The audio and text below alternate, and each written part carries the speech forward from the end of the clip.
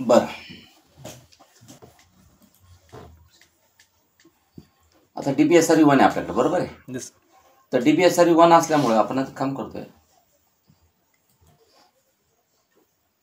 Failure cluster मॅनेजरमध्ये जाता 1 मध्ये. Cluster जर फेल झाला तर एरर दिला, विथ एरर आला आहे का, काहीतरी क्लस्टरचा क्रिटिकल एरर आला आहे.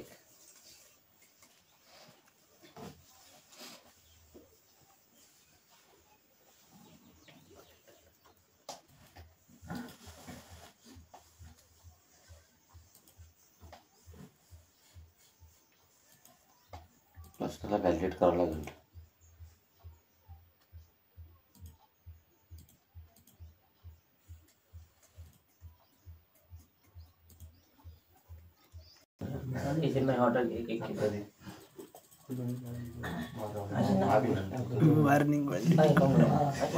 हा चला बरोबर, कॉलम कॉन्फिगरेशन बरोबर आहे, काही टेन्शन नाही. चला आता फक्त एवढं काम करायचं आपल्याला. लक्ष द्या, आपल्याला क्लस्टरचं कॉलम कॉन्फिगरेशन आता we need to create a cluster quorum. आता आपल्याला क्लस्टर कॉलम बनवायचे. How to create a cluster quorum configuration. तर बघा, हे जे तुमचं क्लस्टर दिसतं cluster1.admin.com, याला राईट क्लिक करा आणि more actions, configure cluster column settings. तर क्लस्टर कॉलम सेटिंग्स कॉन्फिगर करा. Next select the column witness या ॲडव्हान्स कॉलम कॉन्फिगरेशन. तुम्ही ॲडव्हान्स जर घेतलं, नेक्स्ट जर केलं तर मग इथं ऑल नोट्स वगैरे येतं. तर आपलं काय करायचं माहिती आहे का, select the column witness. Witness म्हणजे आपल्याला विटनेस डिस्क घ्यायची. काय घ्यायची आहे? Witness disk. Next and configure the witness disk. काय कॉन्फिगर करतं आपले विटनेस डिस्क. इथे त्या डिस्क येतात. पण आल्या का? नाही येण्याचं कारण आहे, कारण की आपण आता काय केलं माहिती का,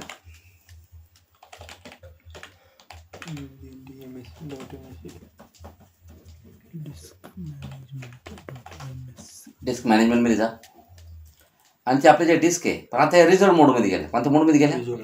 रिझर्व. त्यामुळे बघा इथं ना राईट क्लिक केलं ना, पार्टिशन बनलं जरी ना तर त्याला ड्राईव्ह लेटर नाही येणार. बघा बनवून बघा तुम्ही, न्यूजचा व्हॉल्यूम हे बघा, ते बघा.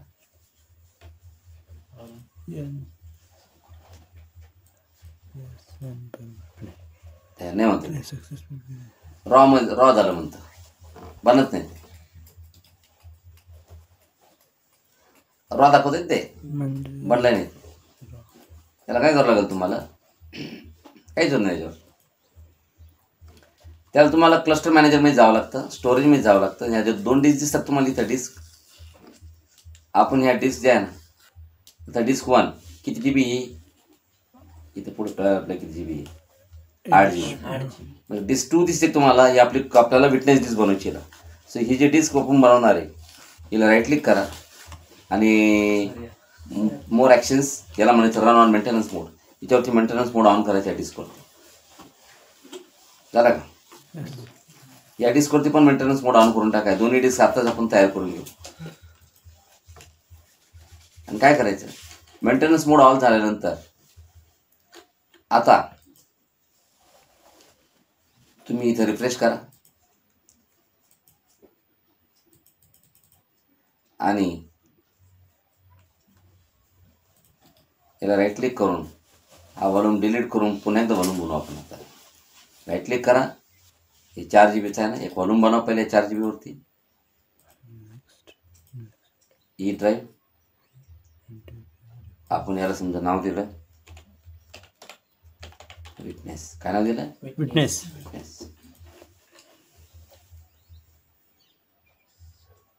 चालेल, बनलं नाही. ते डिस्क आहे ना, ज्यावेळेस क्लस्टरमध्ये येते ना, ती रिझर्व होऊन जाते. त्याच्यावरती पार्टिशन वगैरे काही बनत नाही. मग नेक्स्ट करा.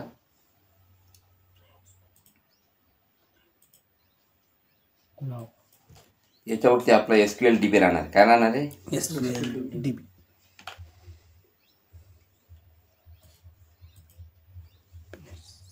ई आणि F असे 2 वॉल्यूम आपल्याकडे आता बनले. हां, ई ड्राईव्ह आपला विटनेस आहे, तर आपल्या इथं कॉलममध्ये विटनेस डिस्क द्यावा लागतो. आणि आता या दोन्ही जे डिस्क आहे ना, यांना राईट क्लिक करून घ्या. More actions, turn off maintenance mode. Here again more action, turn off maintenance mode. दोन्हीचा मेंटेनन्स मोड ऑफ करून टाका. आता दोन्ही तयार आहेत क्लस्टरमध्ये. आणि आता कॉलम बनवा.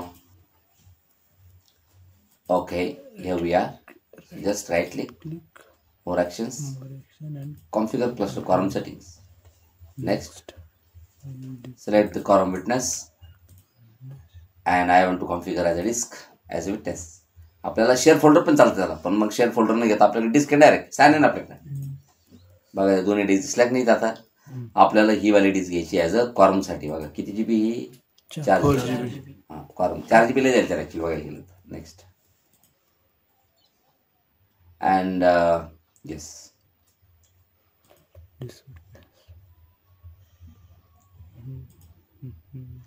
तर क्लस्टर डिस्क 2 पहिले नन होती. नन आता काय झालं, cluster disk 2 as a column झाली. बरोबर आहे. आता क्लस्टर कॉलमसाठी कॉन्फिगर झाला आपल्याकडे. बस that means now we are ready. Here किती नोड आहे आपल्याकडं? 2. ओके ओके, 2 नोड आहे. स्टोरेज आपल्याकडं 2 आहेत, म्हणजे डिस्क 2 आहे आपल्याकडं. आणि आता तुम्ही बघितलं असेल या 2 डिस्क इथं अवेलेबल आहे आपल्याकडे. Disk witness in quorum. तुम्ही जर व्यवस्थितपणे जर बघितलं आता ना, या डिस्क बघा तुम्हाला कशी दिसेल माझ्या कम्प्युटरमध्ये. नॉर्मल डिस्क व्हॉल्यूम आणि हे व्हॉल्यूममध्ये किती फरक आहे बघा. हे बघा, ई ड्राईव्ह काय म्हणून कॉन्फिगर झाला? विटनेस झाला की नाही? विटनेस म्हणून कॉन्फिगर. तर इट इज नाव विटनेस डिस्क. बघा त्याच्या डिस्क पहिले नॉर्मल डिस्क, याच्यावरती काय 2 सर्व्हर म्हणजे नोड. काय नोड म्हणजे सरळ गोष्ट आहे. हे सॅन जे असतं ना, that is shared among multiple server. बरोबर आहे की? मल्टिपल सर्व्हरमध्ये शेअर म्हणून तुम्हाला दाखवून द्या ना. बघा ना, या ई ड्राईव्हमध्ये आणि या सी ड्राईव्हमध्ये फरक आहे की नाही? चला, तर आपल्याला आता SQL सर्व्हर टाकायचं आहे. ओके, बघा आता SQL. Okay,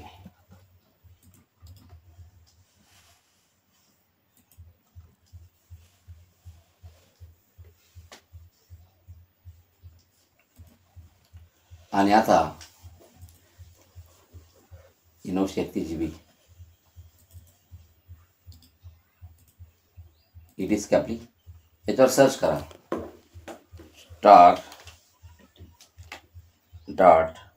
.ISO.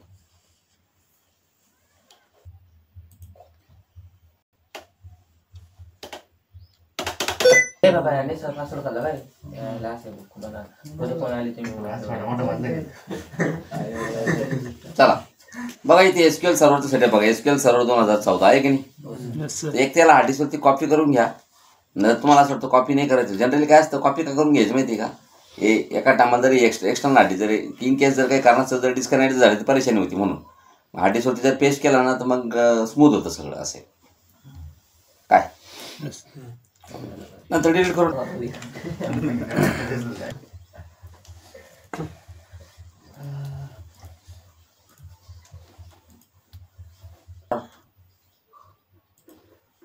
क्या बटा.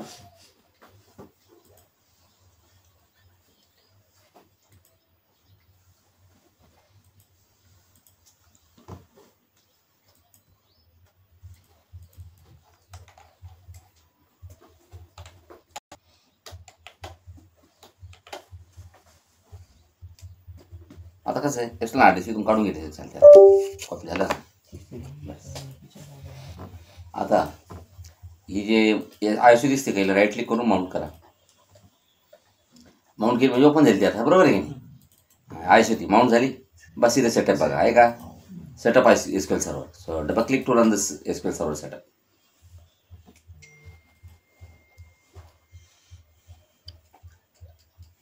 ओ नो याला लेटर का नाही आलं? Drive letter.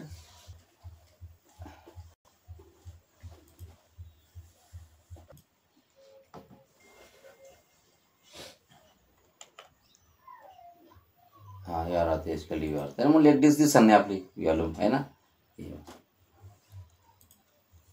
चल SQL सर्व्हरचं सेटअप झाले.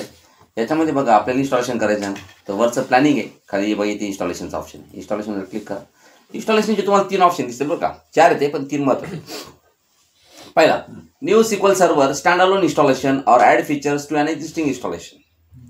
स्टँड अलोन म्हणजे एक साधं डोमेनमध्ये एखादं सर्व्हर आहे, एखादं विंडोज सर्व्हर आहे, त्याच्यावरती जर तुम्ही SQL सर्व्हर टाकीत असेल फक्त एका सर्व्हरवर That is called as a standalone installation. But we are not going to install it as a standalone. आपल्याला SQL सर्व्हर क्लस्टरमध्ये टाकायचे. कसे टाकायचे? क्लस्टर. मग क्लस्टरमध्ये SQL सर्व्हर टाकणं म्हणजे काय? मग हा 2 नंबरचा ऑप्शन आहे. New SQL server failover cluster installation. म्हणजे आपल्याकडे 2 नोड आहे ना, तर पहिल्या नोडवरती आता हे टाकणार आपण, बरं का, आणि दुसऱ्या नोडवरती आपण हा ऑप्शन घ्या. कळलं तुम्हाला? Add node to SQL server failover cluster. म्हणजे दुसरा नोड ऍड करण्यासाठी हा ऑप्शन. तर पहिला नोड आपला हा फर्स्ट नोड आहे, त्याच्यावरती हा ऑप्शन घेणार new SQL server failover cluster installation.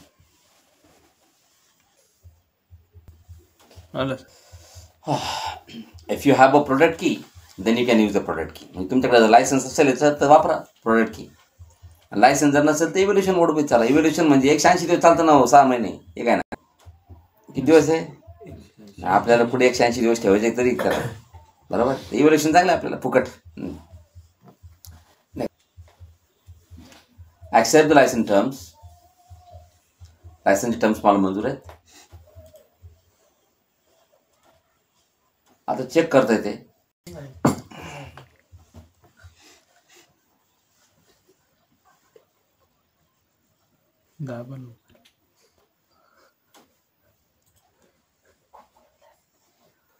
ते मग तुम्हाला काय अपडेट नेट नाही म्हणा करो.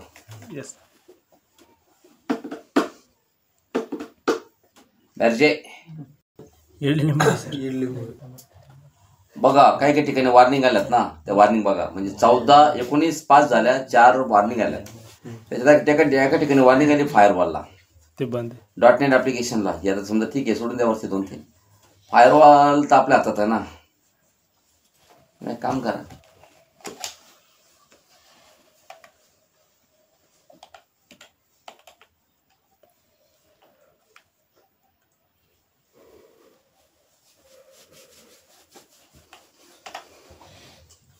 विंडोज फायरवॉल ऑफ करून टाकायचं. कॉन्फिगर करतात पण काय कॉन्फिगर करतात.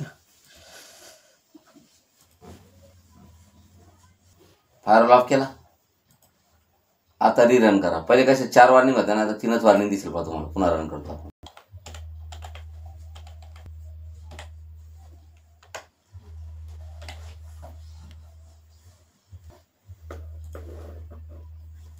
ऑफ ऑफ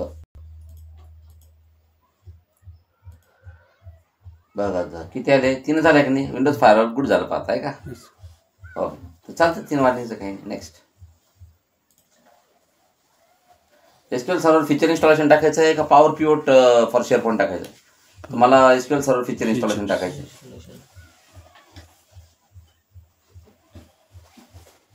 कोणकोणत्या सर्व्हिसेस टाकायचे तुम्हाला? मला SQL सर्व्हरमध्ये सगळ्यात महत्त्वाची सर्व्हिस आहे डेटाबेस इंजिन. कोणती? Database engineering service. Database engine service पूर्ण घ्यायची मला. ॲनालिसिस सर्व्हिस घ्या का रिपोर्टिंग सर्व्हिस घ्या का नका घेऊ, ते तुमची मर्जी. मला नाही घ्यायची ते.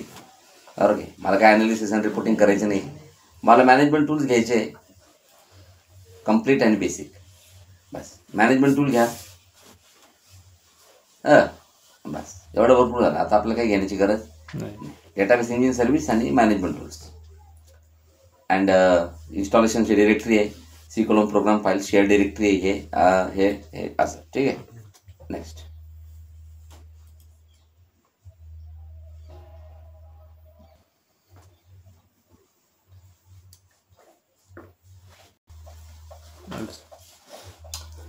ओके. डिफॉल्ट इन्स्टन्स वापरायचं तुम्हाला. MS SQL सर्व्हर नावाचं इन्स्टन्स ID बनल. डिफॉल्ट इन्स्टन्स आहे. SQL server network name. SQL सर्व्हरचं नेटवर्क नेम काय राहील? SQL सर्व्हरचं नेटवर्क नेम राहील SQL DB1. काय? SQL DB1 किंवा दुसरं नाव DB1. काय दिलं? MySQL DB. टूल खातात त्याला. Okay, this is your cluster storage, available storage and available cluster group is there for research for Windows firewall cluster. 2 नंबरची डिस्क तुम्ही घेऊ शकत नाही, कारण की it is already configured for the quorum. कशासाठी कॉन्फिगर केली ती? कॉलम.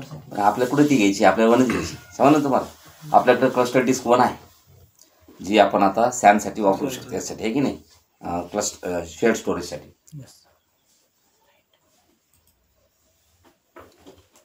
आणि क्लस्टरला आय पी ॲड्रेस द्यावा लागतो पाहुणे. तो क्लस्टरला आपण आय पी ॲड्रेस देणार आहोत.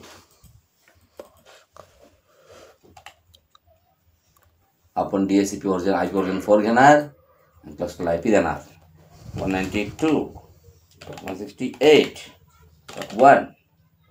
डॉट आपण IP ॲड्रेस देणार आहे 141. काय दिला? 141. बरोबर आहे. नेक्स्ट.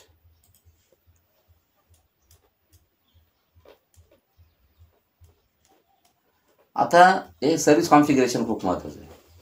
म्हणजे SQL सर्व्हिसला चालवण्यासाठी तुम्हाला काय लागतं माहिती का? सर्व्हिस अकाउंट लागतं.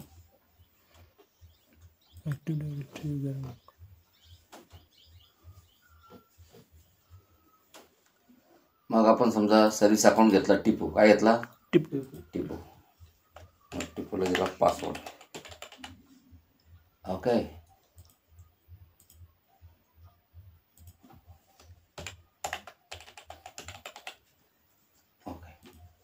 जर पासवर्ड रिसेट झाला त्याच्या प्रॉपर्टीजमध्ये जा आणि इथं अकाउंट टॅबमध्ये जाऊन एक ऑप्शन क्लिक करायचं असतं. इथं account never expire.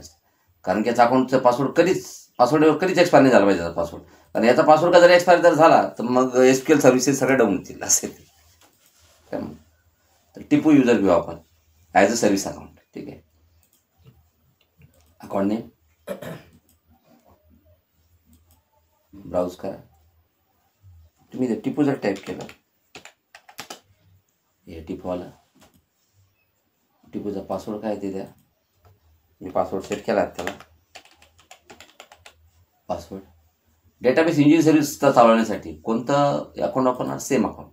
Database engine पण सर्व्हिसेसचा साधा युजर आहे हा बरं का, ध्यानात ठेवा. कसा युजर हा? साधा म्हणजे एकदम नॉर्मल युजर आहे. डोमेनचा साधा युजर म्हणजे हे सर्व्हिस अकाउंट यांना चालवायला साधा युजरच लागतो. काही टेन्शन नाही. या अकाउंटनं हे चालेल. Next.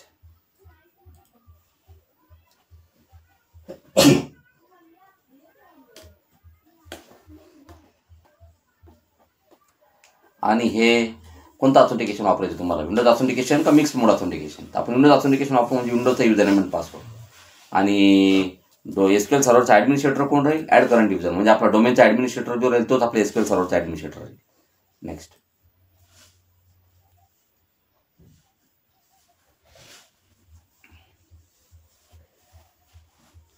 and install it now.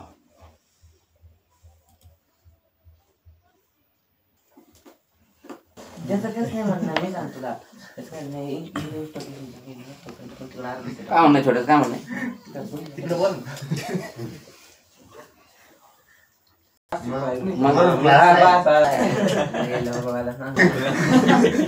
काय रे आहे की नाही?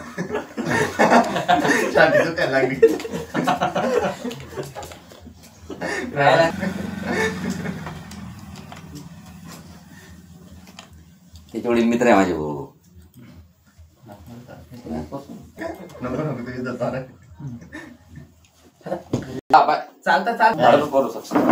Successfully, please wait while Microsoft SQL Server setup processes the current operation.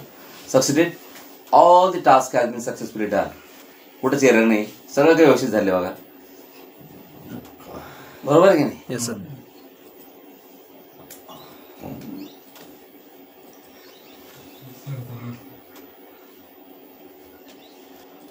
Installation successful झालं. आता आपल्याला काय करायचं आहे? नोड. ओके, हे बंद करा. आता जायचं आपल्याला DB-SLU2 वर. ओके, इथं पण आपण आता हे टाकले SQL सर्व्हरचं सेटअप.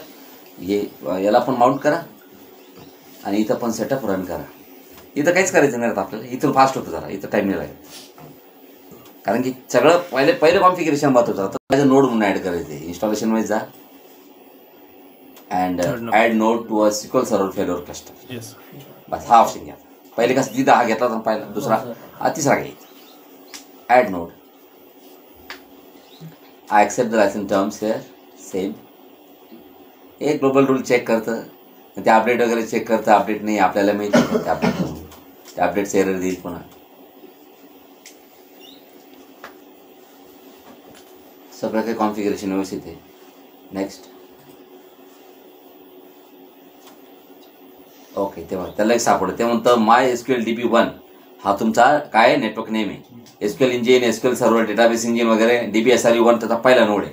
बरोबर सिलेक्ट करा त्याला. नेक्स्ट.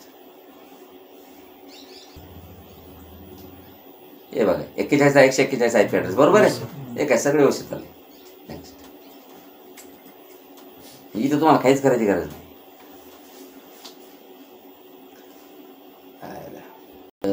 पासवर्ड टाकून घेऊ का.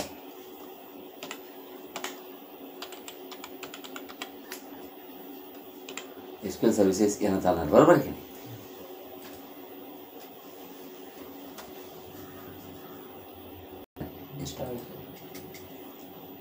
ऍड ते कधीच कोणाच त्याची बहीण तिला म्हणजे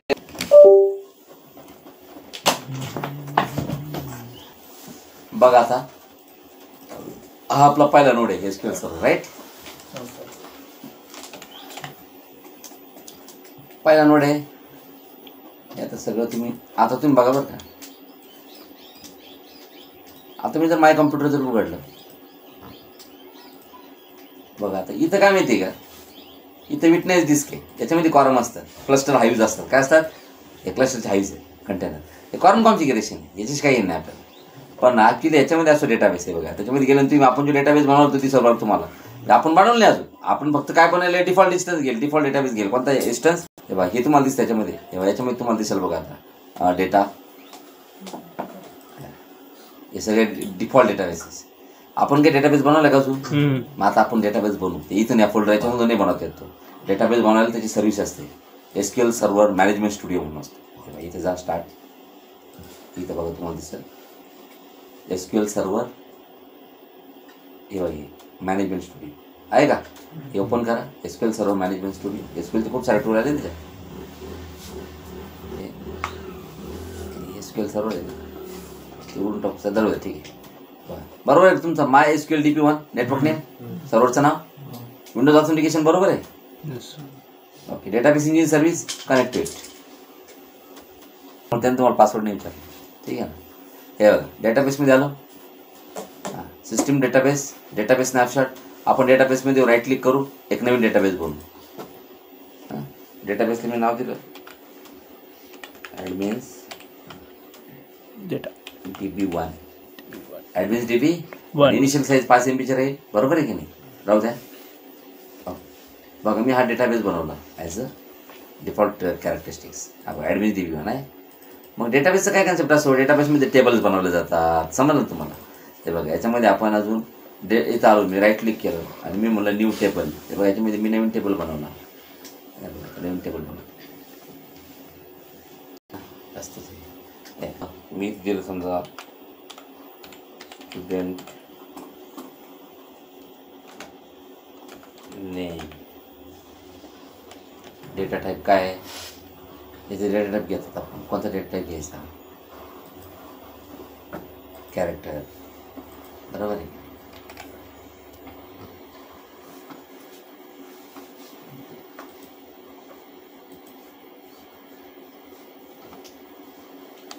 फी स्ट्रक्चर.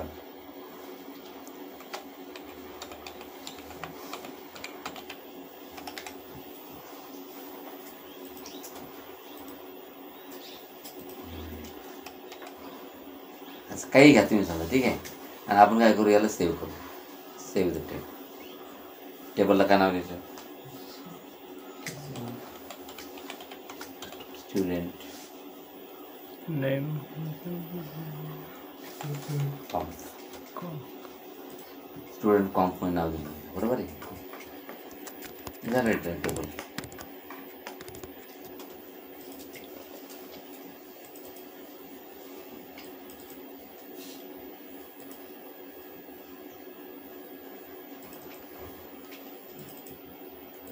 ओके.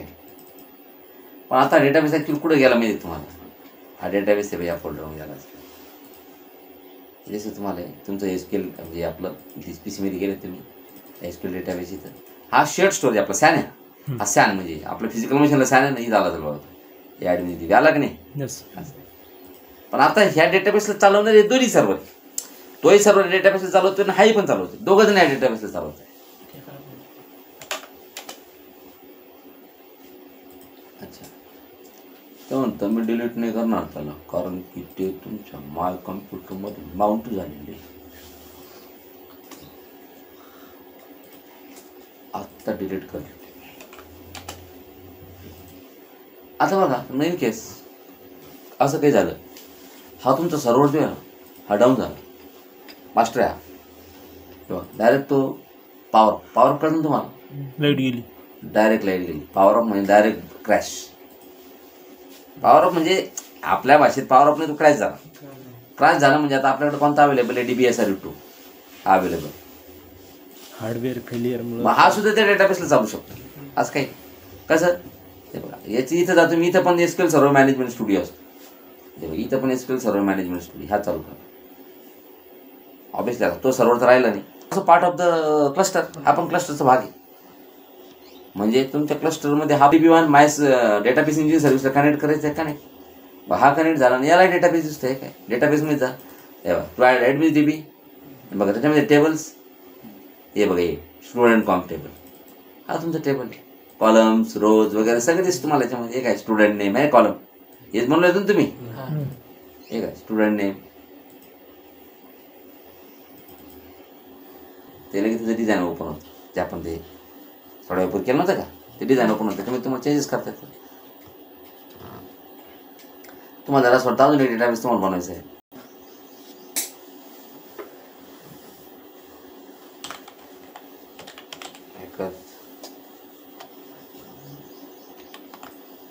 DB2 एक नवीन डेटाबेस बनवला आपण आता, हॅकर्स DB2. हे बघा जसं आपला ॲडमिन डेटाबेस होता का तसं आता हॅकर्स पण DB आहे. आणि तुम्ही जर बघितला आता तो सर्व्हर तर तुम्हाला दिसत नाही, पण आज सगळं शॅनमध्ये स्टोअर झाला. कशामध्ये शेअर होत आहे, हे बघा आता तिकडे लेडीज इकडे दिसून राहिले नाही तुम्हाला. हे बघा SQL DB मध्ये जा, इथं आला पाहतो डेटाबेस पहा, तो पण सॅनला ॲक्सेस करतो आणि हा पण ॲक्सेस करतोय, कारण की सॅन तिसऱ्याच ठिकाणी नाही, दोघांकडे एक सांगते नाही. हे काय डेटा, हे बघा हॅकर्स DB2 असा कन्सेप्ट आहे. This is called as high flip.